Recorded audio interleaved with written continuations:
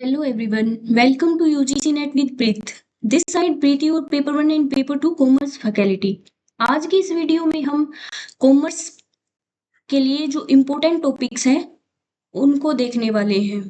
मतलब टॉपिक्स तो सभी इम्पोर्टेंट होते हैं, लेकिन जो कंटिन्यूअसली रिपीट होते हैं टॉपिक्स, आज उन पर बात करने वाले हैं हम। पहली यूनिट है हमारी business environment and international business. मतलब बहुत बड़ी यूनिट है जिसमें से जो टॉपिक बार बार रिपीट होते रहते हैं वो देखते हैं हम आज कौन कौन से हैं। हमारा बेसिक पोर्शन क्या है? इंटरनल एंड एक्सटर्नल इन्वायरमेंट, जो मतलब इजी है बिल्कुल। हम 12th बेस से पढ़ते आ रहे हैं इसको, तो इसमें से एक क्वेश्चन आता ही आता है कंफर्म। मतलब जो या तो ऐसे आ सकता है कि इंटरनल और एक्सटर्नल इन्वायरमेंट कौन कौन से हैं। मतलब कुछ ऑप्शन दे दिए जाएंगे, उनमें से ये देखना है कि ये इन जो क्वेश्चन में पूछा जाएगा कि इंटरनल बताना है या एक्सटर्नल बताना है। और इकोनॉमिक इन्वायरमेंट में से कौन सा होता है? हमारा मॉनेटरी पॉलिसी से रिलेटेड क्वेश्चन बार बार रिपीट होते हैं। फेमा जो है एक्ट 1999, इसमें से भी रिपीट होते हैं क्वेश्चन। नेक्स्ट हमारा आता है consumer protection act. Consumer protection act में से भी कंटिन्यूसली रिपीट होते देखे गए हैं क्वेश्चन। इंटरनेशनल बिजनेस जो है उनमें से थ्योरीज जो है वो बहुत इंपॉर्टेंट है। या तो इसमें से ये आता रहता है कि जो थ्योरीज हैं उनको क्रोनोलॉजिकल ऑर्डर में सेट करना है, मतलब फर्स्ट नंबर पे कौन सी थ्योरी आई, सेकंड पे कौन सी आई, ये। या फिर ये मैच ऑफ द फॉलोइंग में क्या पूछा जाता है, इनके जो फाउंडर हैं, जो थ्योरीज के फाउंडर की कौन सी थ्योरी किसने दी, ये पूछा जाता है। कंटिन्यूसली रिपीटेड क्वेश्चन है। नेक्स्ट आता है हमारा globalization and it drivers. Globalization है जो टॉपिक है हमारा, उसमें से मोड्स ऑफ एंट्री में से क्वेश्चन पक्का आता है। मतलब हमारा जो भी ये है, लाइसेंसिंग है, फ्रेंचाइजी है, वाउचिंग है, इनमें से क्वेश्चन आता ही आता है। नेक्स्ट हमारा एफडीआई। एफडीआई को बेसिक पढ़ना जरूरी है उसको। और जो हमारा एफपीआई है, इनका मीनिंग देख लेंगे उतना हमारे लिए इनफ होगा। आगे है रीजनल इकोनॉमिक इंटीग्रेशंस है, जिसमें नाफ्टा है, एशियान है, सार्क है, ये सब है। इनका मतलब ईयर याद करना बहुत जरूरी है, क्योंकि क्रोनोलॉजिकल ऑर्डर में ये क्वेश्चन पूछे जाते हैं। डब्ल्यूटीओ है, डब्ल्यूटीओ की विंग्स जो हमारी है वो देखना जरूरी है। डब्ल्यूटीओ के बाद हमारा आईएमएफ थोड़ा उसके नीचे, मतलब डब्ल्यूटीओ से कम, ये भी इम्पोर्टेंट है हमारा। नेक्स्ट है, मतलब डब्ल्यूटीओ ज्यादा इंपॉर्टेंट है, आईएमएफ उससे थोड़ा कम है। वर्ल्ड बैंक है हमारा, ये भी पढ़ना इंपॉर्टेंट है। मतलब ये टॉपिक्स वो हैं जो हमें बिल्कुल भी नहीं छोड़ने हैं, बिल्कुल डीपली पढ़ना है इन टॉपिक्स को हमें। सेकंड यूनिट आती है हमारी अकाउंटिंग एंड ऑडिटिंग। अकाउंटिंग के जो प्रिंसिपल्स है उनमें से क्वेश्चन आता ही आता है, मतलब बार बार रिपीट होता है इसमें से। पार्टनरशिप एक्ट जो हमारा है उसमें से गुडविल के क्वेश्चन कंफर्म है आना। फोर फीचर और री इशू है, उसका हमारा जो न्यूमेरिकल क्वेश्चन है, प्रैक्टिकल क्वेश्चन कंफर्म आता ही आता है। एक्विजिशन एंड मर्जर जो है, उनमें से जो इनकी 5 प्रॉपर्टीज होती है भाई, acquisition in the nature of purchase या फिर मर्जर, इनकी जो 5 प्रॉपर्टीज हमें दी गई होती है वे पढ़नी जरूरी है, क्योंकि इनमें से यही क्वेश्चन आता है कि ये पूछा जाएगा कि acquisition in merger of purchase है या in merger in nature of merger है, ये बताना। नेक्स्ट है हमारा मार्जिनल कॉस्टिंग, उसमें से ब्रेक इवन पॉइंट और कंट्रीब्यूशन, न्यूमेरिकल क्वेश्चन आता ही आता है। कंट्रीब्यूशन में हमारा न्यूमेरिकल ही आएगा। मतलब ब्रेक इवन पॉइंट से कुछ थ्योरी, जैसे कि हमारा ब्रेक इवन पॉइंट क्या होता है, ये थ्योरेटिकल हो सकता है, बाकी इनमें से प्रैक्टिकल ही आते हैं। नेक्स्ट हमारा स्टैंडर्ड कॉस्टिंग भी इम्पोर्टेंट है, मतलब गो थ्रू करना इसको जरूरी है। ऑडिटिंग में ऑडिट रिपोर्ट सबसे इम्पोर्टेंट है। वाउचिंग वेरिफिकेशन, ये हमारा इम्पोर्टेंट पोर्शन बनता है इसमें से, ऑडिटिंग में से। बाकी जो ऑडिटिंग का हमारा थोड़ा अपना लॉजिकल बेस पे इतना करना इनफ रहेगा। बाकी ये वाउचिंग वेरिफिकेशन ये तो छोड़कर जाने ही नहीं है। नंबर 3 पे हमारी आती है बिजनेस इकोनॉमिक्स। इकोनॉमिक्स में से डिमांड एनालिसिस सबसे इम्पोर्टेंट है। इसमें से law of demand, ARMR curve, indifference curve तो हर बार आता ही आता है। इनमें से प्रॉपर्टीज पूछी जाती हैं, मतलब मोस्टली हर बार ही ये क्वेश्चन देखे गए हैं इनमें से। नेक्स्ट हमारे जो मार्केट्स हैं, जैसे परफेक्ट कंपटीशन है, मोनोपोली है, ओलिगोपोली है, मोनोपोलिस्टिक है, ये क्रोनोलॉजिकल ऑर्डर में पूछे जाते हैं। जैसे मार्केट शेयर सबसे ज्यादा किसका है, फिर उससे कम, फिर उससे कम, फिर सबसे कम, ऐसे पूछे जाते हैं। तो ये याद रखना जरूरी है ये पोर्शन।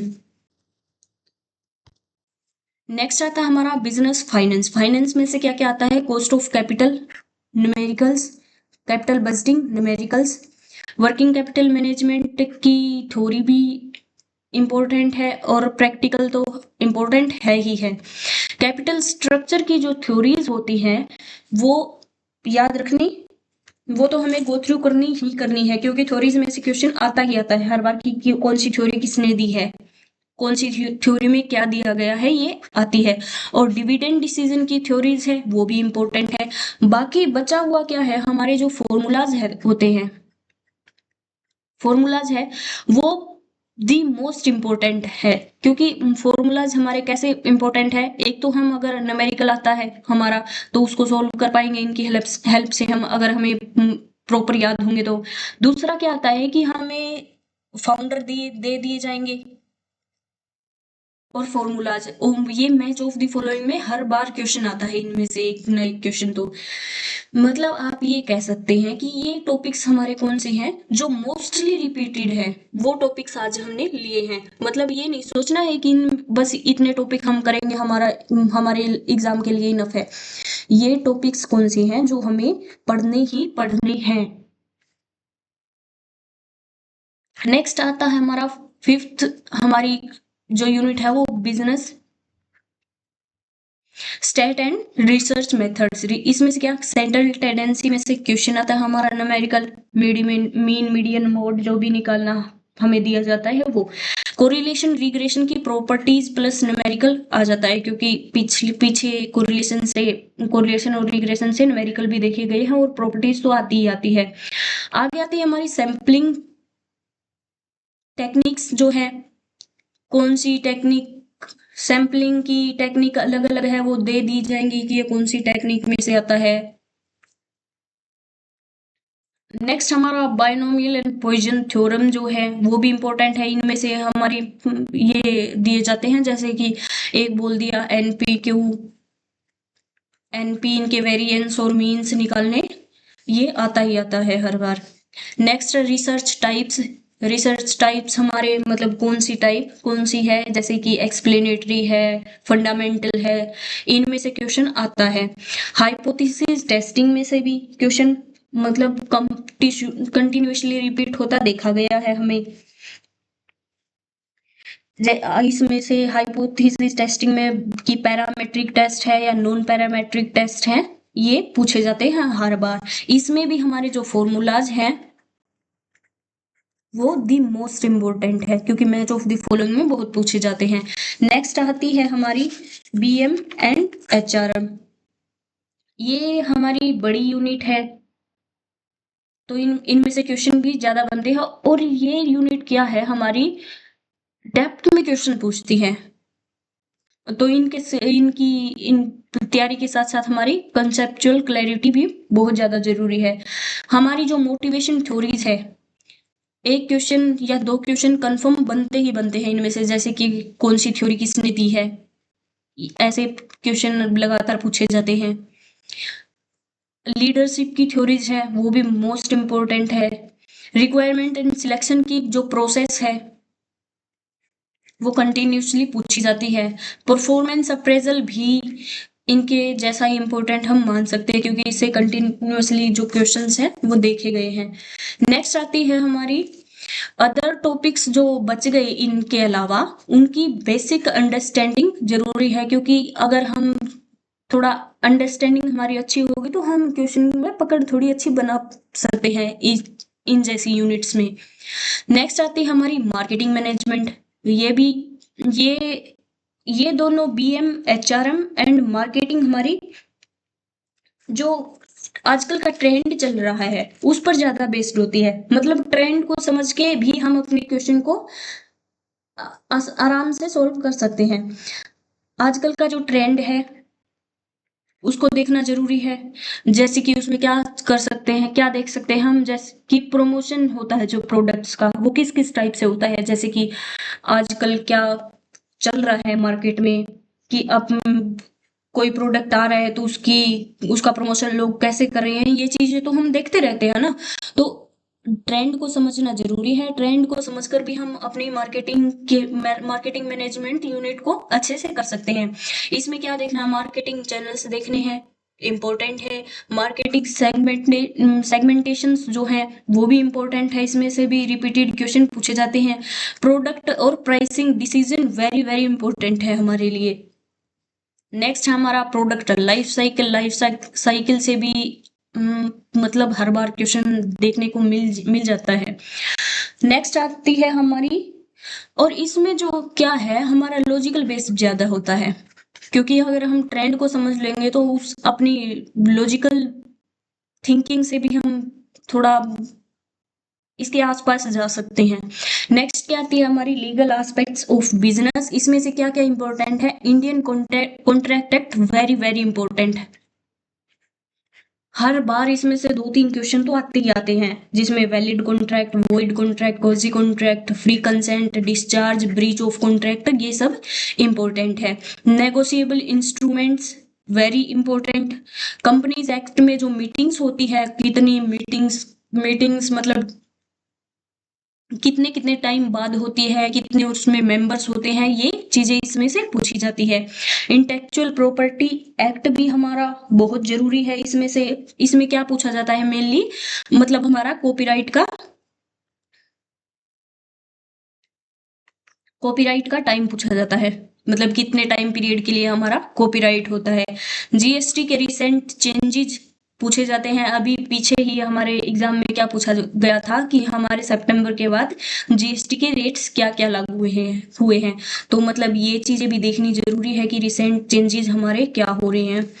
नेक्स्ट आता है हमारा बैंकिंग एंड फाइनेंशियल इंस्टीट्यूशंस। मैं आपको बार बार ये बोल रही हूँ कि ये टॉपिक ऐसा नहीं है कि हमने इतने टॉपिक कवर कर लिए तो हमारे लिए इनफ होगा, नहीं। ये टॉपिक वो उठाए हैं मैंने जो बार बार रिपीट होते देखे गए हैं।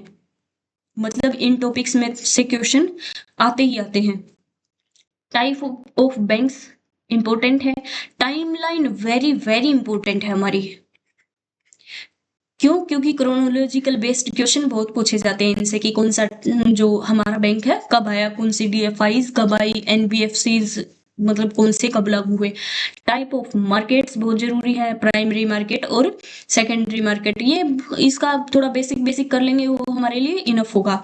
फाइनेंशियल सेक्टर रिफॉर्म्स, जिसमें जो मतलब कमेटीज आई वे देखनी बहुत जरूरी है। मतलब कौन सी कमेटी किसकी रिकमेंडेशन पर आई, कौन सी मतलब हमारी कमेटी है किसको सपोर्ट करती है, ये सब चीजें जरूरी है इसमें। इंश्योरेंस एक्ट है वो बेसिक देखेंगे हमारे लिए उतना इनफ है। बेसल नॉर्म्स है, उसमें जो हमारा एसेट्स का रेशियो है वो जरूरी है। मतलब कैपिटल एडिक्वेसी रेशियोज हमारे दिए गए हैं वो हमारे लिए जरूरी है। एनपीए है, एनपीए में से मेनली क्या पूछा गया आज तक कि कौन सी एसेट्स एनपीए कब बनती है, इतना पूछा गया है। नेक्स्ट आती है और लास्ट हमारी है इनकम टैक्स। इनकम टैक्स में रेजिडेंशियल स्टेटस इंपॉर्टेंट है। Exempted income very very important. HRA की कैलकुलेशन ये भी मोस्ट इंपॉर्टेंट है। GAV कैलकुलेट करना इंपॉर्टेंट है। डिडक्शंस बहुत इंपॉर्टेंट है। क्लबिंग ऑफ इनकम इंपॉर्टेंट है। ई फाइलिंग, हर बार ई फाइलिंग से क्वेश्चन हमारा आता है।